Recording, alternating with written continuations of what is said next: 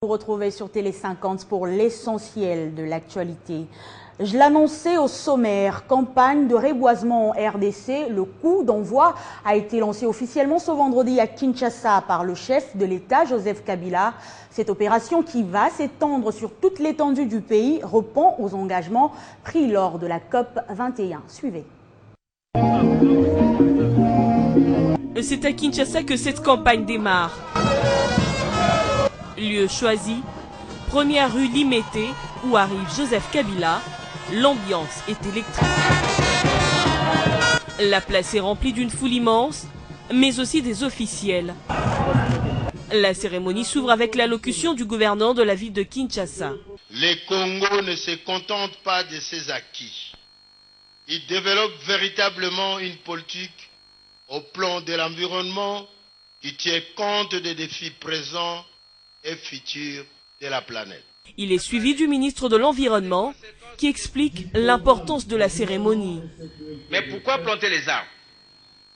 L'arbre influe sur l'équilibre éco-climatique et sur la vie de l'homme par l'oxygène qu'il offre, par la protection des sols qu'il assure et par la régulation des cours d'eau qui maintiennent la fertilité des sols, garantissant par là une production agricole abondante et la sécurité alimentaire. Puis, Joseph Kabila plante le tout premier arbre. Le président de l'Assemblée nationale. C'est donc la campagne nationale de reboisement qui est lancée. Elle est censée permettre à la RDC de lutter efficacement contre le réchauffement climatique. C'est un acte mondial, à portée mondiale. Il plante l'arbre, il plante la vie. Ensuite, il sécurise l'humanité, la population congolaise, la population quinoise. C'est un arbre port conique, tronc lié et droit, du nom scientifique Agathis damara, plus ou moins 30 mètres de taille, feuilles épaisses, persistantes et denses. Bref, c'est un arbre qui va contribuer au développement des aspects touristiques des différentes villes du pays. Ça sert aussi à l'embellissement de la ville de Kinshasa. Il y a aussi la continuité de la modernisation du Congo. Effectivement, la révolution de la modernité ne fait que continuer. Ces œuvres de Joseph Kabila prouvent que l'avenir est radieux, s'émerveillent ces jeunes.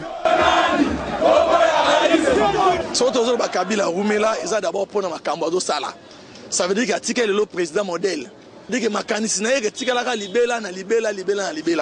Juste après, le président a visité la passerelle et s'est également livré à la foule.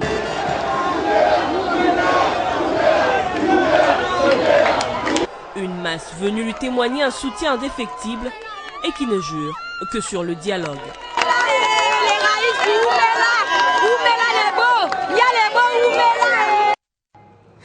À la primature, Matata Ponyo a reçu l'envoyé spécial du secrétaire général de l'ONU dans la région de Grand Lac. Saïd Djinnit a tenu à informer au Premier ministre des préparatifs de la conférence sur les investissements privés dans la région de Grand Lac qui aura lieu à Kinshasa du 24 au 25 février prochain. On écoute Saïd Djinnit.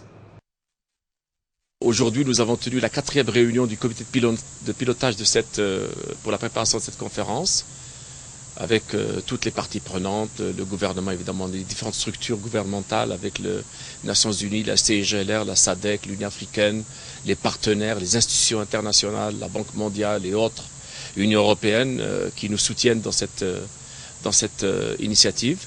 Nous avons encore un certain nombre de choses à régler. Comme d'habitude, c'est toujours vers la fin que les choses commencent à se clarifier. Un travail énorme a été abattu depuis 2014. Depuis janvier 2014 que la décision des chefs d'État a été prise à Addis Abeba dans le cadre de l'accord cadre de tenir cette conférence. Depuis, un travail monumental a été fait, mais maintenant nous allons nous atteler à régler les derniers petits problèmes pour nous assurer que toutes les conditions sont réunies pour le succès de la conférence. Dialogue national en RDC, le cartel des opposants pro-dialogue salue la désignation d'Edem Kodjo par l'Union africaine pour faciliter la tenue de ces forums convoqués par le chef de l'État Joseph Kabila Kabange. Déclaration faite ce vendredi par ses opposants lors d'une conférence de presse tenue à Kinshasa. C'est ce cadre qui a été choisi par les cartels des opposants pro-dialogue pour tenir leur première conférence de cette nouvelle année.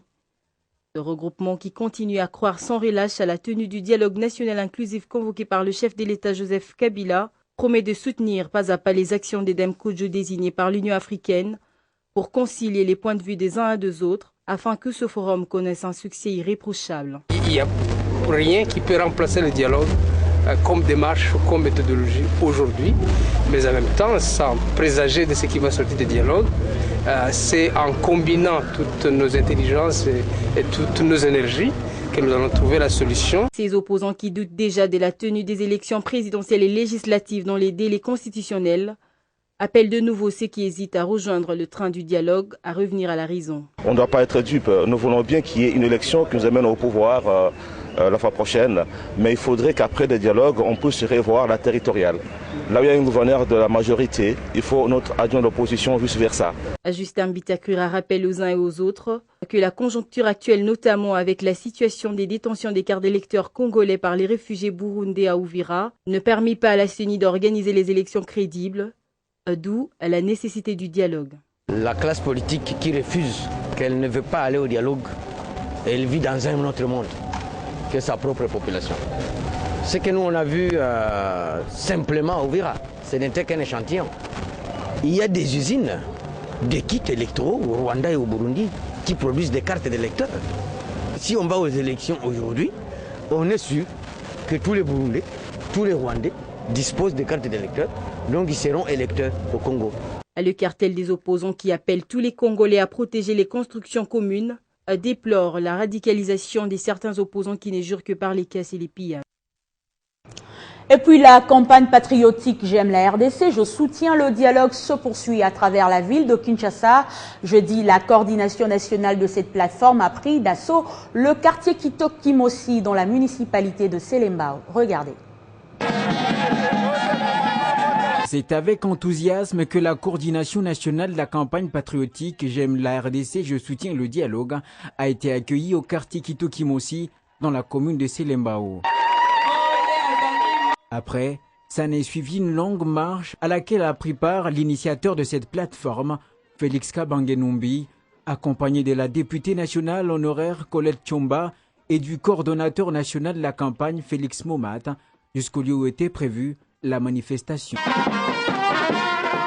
Dans son speech, Félix Kabange-Numbi a exhorté la population à adhérer massivement à cette initiative du chef de l'État, qu'est le dialogue. Ne soyez pas surpris de nous voir aller visiter même les familles, parce que nous l'avons dit, que pour que ce message de dialogue passe correctement, il faudrait d'abord que chacun parle du dialogue dans sa famille. Nous avons l'obligation d'expliquer à la population pourquoi aller au dialogue, qu'est-ce que nous allons dire au dialogue et quelles sont les possibilités de solutions que nous offre le dialogue. Cette rencontre était aussi une occasion pour cette plateforme de mieux intensifier sa mobilisation à la base afin de promouvoir la paix. Les habitants de Kitokimosi sont prêts à soutenir le dialogue. Je crois que les habitants de Kitokimosi sont très heureux et ils vont soutenir la campagne et ils vont en parler les uns les autres dans leur famille. Et d'ailleurs, à la fin de cette manifestation, plusieurs personnalités et d'autres catégories sociales ont signé la charte de la campagne. J'aime la RDC, je soutiens le dialogue. Dialogue national, on en parle encore. L'Alliance pour la gouvernance des valeurs, AGV, soutient cette initiative du chef de l'État et salue la désignation d'Edem Kodjo comme facilitateur. Comme tout parti politique soucieux de la préservation de la paix et l'organisation des élections apaisées, l'Alliance pour la gouvernance des valeurs, parti cher à Nkema Lilo Bokonzi, sort de son silence au sujet du dialogue national, d'où cet appel à tous les Congolais. Nous invitons donc les partis politiques et leurs partisans, encore réticents à l'appel du chef de l'État, pour un dialogue national inclusif, aujourd'hui devenu incontournable aux yeux de l'opinion, pour solutionner dans le calme les différents problèmes qui risque de gangréner notre processus électoral. Par la même occasion, l'autorité morale de l'AVG salue la désignation d'Edem Kodjo pour l'Union africaine comme facilitateur de ce forum qui réunira les Congolais. Dans l'objectif d'amener les Congolais à examiner ensemble les questions qui auront trait aux futures échéances électorales, de manière à organiser des élections libres, transparentes et démocratique. Et profitons de l'occasion pour saluer la désignation d'un facilitateur en la personne de M. Edem Kodjo, patriote africain reconnu. Ce parti de la majorité présidentielle propose la redynamisation du processus de la réconciliation et la préservation de ses acquis démocratiques déjà enregistrés par le pays. Et en cette année nouvelle, l'Alliance pour la gouvernance des valeurs déclare solennellement qu'elle soutient l'initiative du président de la République, chef de l'État, d'avoir convoqué la classe politique au dialogue en vue de préserver la paix et la cohésion nationale à l'aube des élections. Rendons-nous dans la province du Tanganyika. Le commissaire spécial adjoint Ali Omari sensibilise lui aussi la population sur la tenue du dialogue national convoqué par le chef de l'État, Joseph Kabila. Le sujet était au centre des discussions entre ce commissaire spécial adjoint et son premier suppléant. Ce dernier l'a remplacé à la Chambre basse du Parlement. Cette fois, c'est sous la casquette de député national qu'André Tandjeka est arrivé à Kalemi. Honoré par la présence à l'aéroport du président provincial de son parti UNAFEC, Ali Binomari Simukinche et de tous les militants, Honorable André Tandjeka est venu à Kalemi pour notamment soutenir la tenue du dialogue national inclusif, mais également remercier la population de Kalemi qui a voté à 2 reprises l'honorable Ali, qui l'a remplacé au Parlement après sa nomination comme commissaire spécial de l'ECOFIDEF du Tanganyika. La première de mes missions, c'est remercier la population de Kalemi à l'entièreté. Fait de nous avoir accompagnés la fois dernière aux élections de 2011 pour la députation de mon titulaire qui est à mes côtés, honorable Ali, nous dirige actuellement Excellence, commissaire spécial, faire une sorte de campagne de sensibilisation pour les dialogues initiés par son Excellence, le chef de l'État, Joseph Kabila Kabange. Après, honorable Tandjeka et Excellence Ali ont tenu un meeting populaire à la place Kisebwe où encore une fois le soutien du dialogue a été au centre des allocutions. Enfin, reçu par les militants de l'UNAFEC Tanganyika, honorable André Tandjeka a pu profiter des conseils sages de son titulaire, Ali Binomari Simukinje. Mambo ya dialogue ni message ni suwe ya visionnaire wetu. Hatuna ba visionnaire bawili mwinchi. Tuko na visionnaire ni huyu Joseph Kabila Kabange. Na wakumfuata hapa kutanganyika ni huyu Richard Ngoi Kitangala. Hivi vyeo tuko navyo ni zamana, kesho vitaisha. Tutarudia muhii population hii. Écho des partis politiques, Antoine Gizenga, autorité morale du parti Lumumbiste Unifié, a désigné 6 personnalités qui font désormais partie du bureau politique du Palou. Parmi ces personnalités, l'on compte Willy Makiashi, vice-premier ministre, ministre de l'Emploi, Travail et Prévoyance sociale, et Lugi Gizenga, secrétaire permanent du Palou. Suivez. Ce document, signé par Antoine Gizenga, porte désignation des membres du bureau politique du parti Lumumbiste Unifié. Ce bureau politique est composé de 6 personnalités, dont 4 hommes et 2 femmes.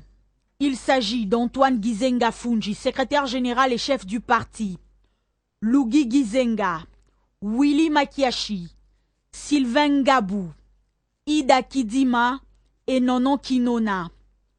Le bureau politique est l'organe exécutif du parti chargé de la coordination et des prises de décision. Le parti Lumumbiste Unifié qui appuie la tenue du dialogue national affûte déjà ses armes pour faire face aux enjeux politiques à venir.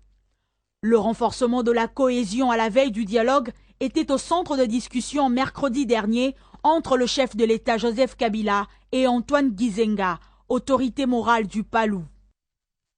Ça y est, le gouvernement congolais a mis en place le guichet unique intégral du commerce extérieur qui est désormais le seul cadre de réalisation des formalités pré-dédouanement et à l'importation comme à l'exportation pour promouvoir la bonne marche de cette plateforme informatisée de lutte contre le coulage des recettes. La ministre de Commerce Nefertiti Gunziaza a adressé un message à l'endroit de l'administration publique et les services œuvrant dans le domaine de commerce de se conformer à cette logique.